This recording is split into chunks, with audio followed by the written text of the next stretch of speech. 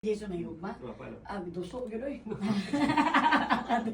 Higugma, duso ang paghigugma niya sa ko. Gina-force gud niya ang sarili nga mahigugma sa ko ka. Misag dagag mo sul-sul siya. I remember, grabe mga pag-ibig niyo, mga stories niyo intense before. Ayaw, It's okay, huma naman to, mga 15 years ago man to, di ba? Sige, kaya kani amigo jud kani sila ni Jason. Happy- Ninong ni Stella, Ninong. Daghang kay utang sila, daga see you Christmas. Jason, bye.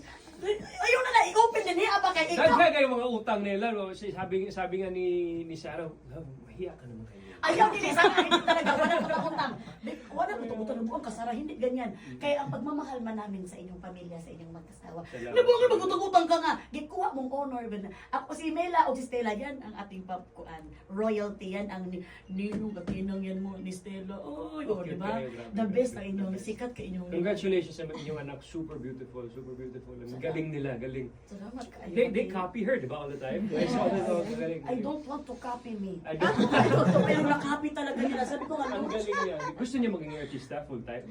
dili pa si Jason pa man ang dili murag mo kan kay Syempre, kante ka bulog kapag ikaw pag namoy ang kasara di ko ninyo gusto ko Sige. siguro ikuan kay Doktor, businessman. Oo, gusto ninyo kanang murag ma-enjoy pa nila ilang kinabuhi outside of this one. Pero kung ay mga blessing, wala gud. Oh, syempre naman. Ano? Blessing. Pero kani mo balik sa Cebu ginalahis mo ang landa sa Cebu ba? Balik tas si Kung saan naka-favorite jud mo nga lugar sa Cebu?